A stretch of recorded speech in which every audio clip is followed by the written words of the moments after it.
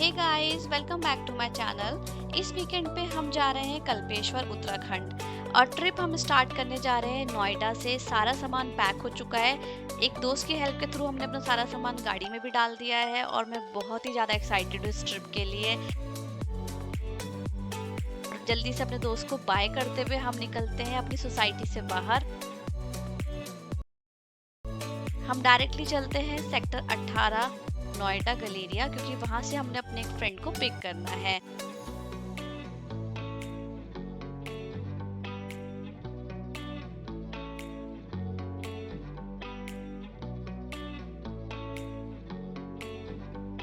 हम अभी मेरठ पहुंचे हैं और रात के बज रहे हैं 2 और हमारी कार का टायर हो गया है पंक्चर।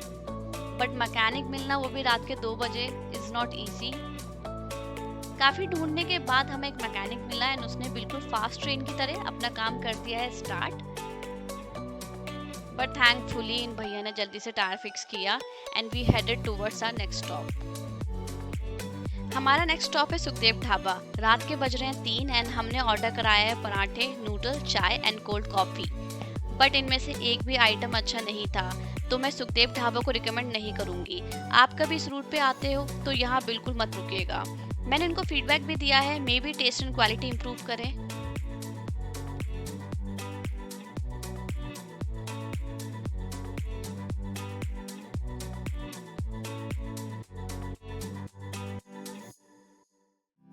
हम पहुंच गए हैं ऋषिकेश एंड सुबह ऋषिकेश कुछ अलग ही लगता है।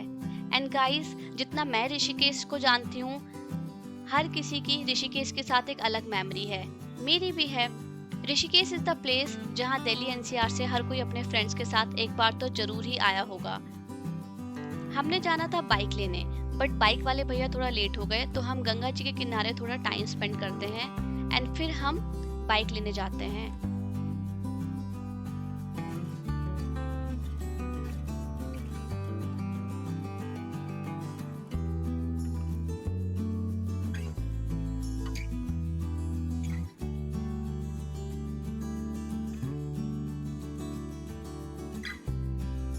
यहाँ से हमने 2 बाइक रेंट करी एंड पहले टेस्टिंग की। उसके बाद ऑल गुड फ्लैग मिलने पे वी पेड एडवांस एंड हम आगे बढ़े।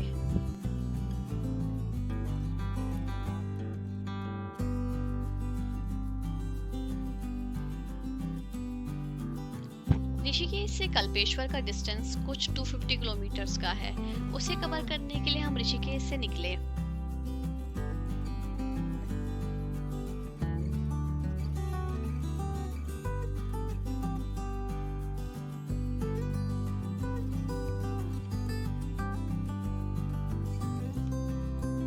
अभी अब तक हमने ब्रेकफास्ट नहीं किया है, तो हम जा रहे हैं कोडियाला, जो कि रास्ते में पड़ता है, और वहां पर है GMVN।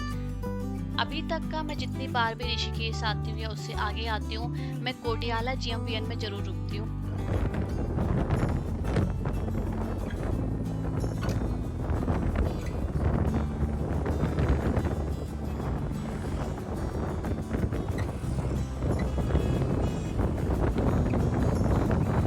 तो 3 घंटे की ड्राइव के बाद फाइनली हम श्रीनगर पहुंचे। यहाँ पे हमने 5 मिनट का ब्रेक लिया है और तब तक हम विशाल मेगा मार्ट्स में जाके छोटा मोटा कुछ खाने का सामान लिया अपने ट्रैकिंग के लिए, और उसके बाद हम आगे बढ़े हैं चमोली के लिए। आज हमने सोचा हम कहीं पे बीच में रुकेंगे नहीं, डायरेक्टली चमोली जाएंगे और वहां पे ही हम लंच करेंगे। चमोली से कल्पेश्वर के लिए जैसे हम थोड़ा आगे बढ़ते हैं तो हमें मिलता है ब्रो कैफे। ब्रो कैफे है बॉर्डर रोड ऑर्गेनाइजेशन। अभी तक का उत्तराखंड में मैं सेकंड टाइम यहाँ पे विजिट कर रही हूँ। सबसे पहले जो कैफे में मैं गई थी ब्रो के, वो था जोशीमठ के रूट में, मतलब बद्रीनाथ वाला जो रूट है वहाँ पे पड़ता है, और उधर का खाना भी बहुत अच्छा था। तो मुझे 100% मैं श्योर थी यहाँ मुझे खाना बहुत अच्छा मिलेगा। हम यहाँ पे रुके, हमने यहाँ पे लंच प्रॉपर ऑर्डर कराया, राइस, पनीर, दाल मखनी, पराठे, चाय, और बहुत ही ज़्यादा टेस्टी खाना था। लंच करने के बाद हम जैसे ही आगे बढ़ते हैं कल्पेश्वर के लिए, तो हमें रास्ते में दिखता है कि लैंडस्लाइड हो रखा है और वहाँ पे क्रेन भी आ रखी थी रास्ता को साफ करने के लिए, और एक बहुत लंबी लाइन लगी हुई थी जहाँ पे लोग वेट कर रहे थे कि कब रास्ता क्लीन होगा और हम आगे बढ़ेंगे। इसलिए हमने भी कुछ देर यहाँ पे रुक के वेट किया, और जब रास्ता क्लीन हुआ तो हम आगे बढ़े।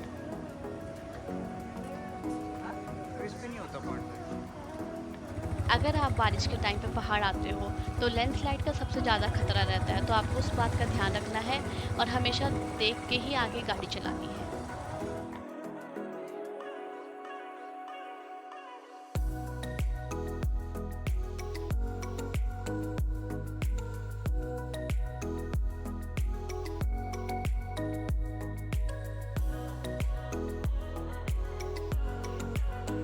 जैसे ही हम थोड़ा आगे बढ़ते हैं तो हमें एक और लैंडस्लाइड मिलता है। टनल आपको आगे दिखाई दे रही होगी, जिसमें आगे से रास्ता पूरा ब्लॉक हो रखा है। यहाँ पे काफी पुलिस भी आ रखी थी और क्रेन्स भी आ रखी थी जो कि वो रास्ता क्लीन कर रहे थे।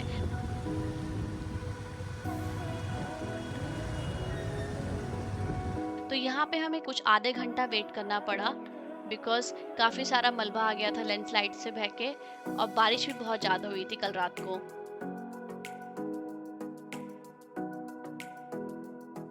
फिर जैसे ही रास्ता क्लीन होता है हम आगे बढ़ते हैं, क्योंकि बाइक है तो जल्दी निकल गई। अगर हम गाड़ी या किसी दूसरे फोर व्हीलर में होते तो शायद हमें टाइम लगता।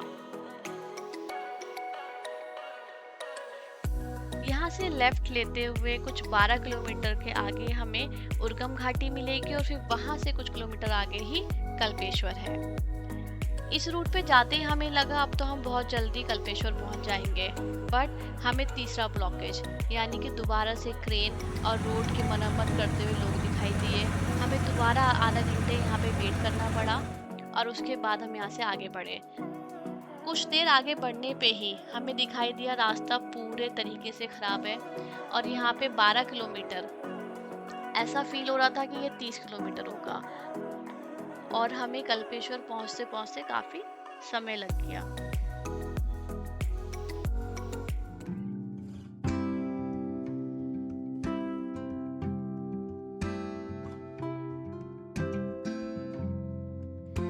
जैसे जैसे हम आगे बढ़ रहे हैं व्यू और भी सुंदर होता जा रहा है।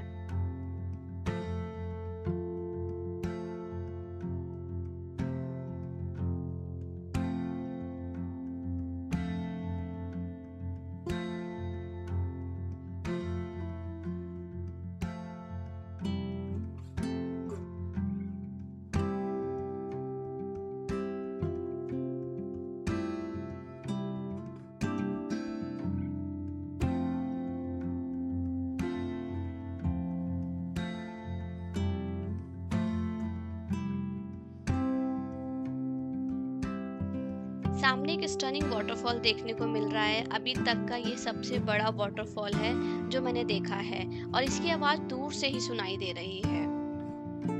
हम अब एक ब्रिज को क्रॉस करेंगे जहां हम अपनी बाइक को रोककर पैदल आगे बढ़ेंगे। ब्रिज के पार 300 मीटर की वॉक के बाद हमें कल्पेश्वर मंदिर मिलेगा।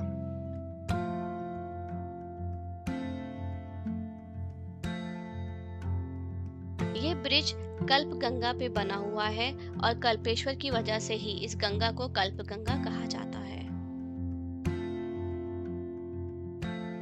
आगे बढ़ते हुए इस 300 मीटर के रास्ते में हमें इस पहाड़ से पानी हर जगह से आता हुआ दिखाई देगा, और सामने है पंच केदार में से आखिरी केदार कल्पेश्वर।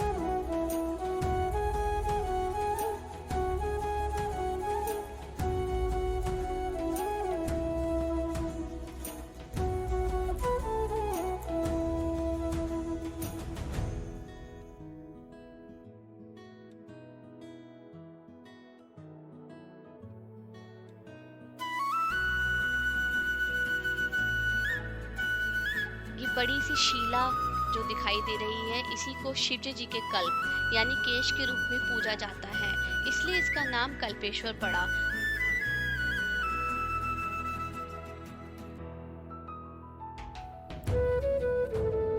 फिर कुछ देर हमने यहाँ पे पूजा करी और उसके बाद पंडित से बात करी, जो कि सालों से नेगी फैमिली से हैं, और इन्होंने हमें बताया कि मंदिर की स्थापना के वक्त से ही नेगी फैमिली ही मेन पंडित की भूमिका निभा रहे हैं।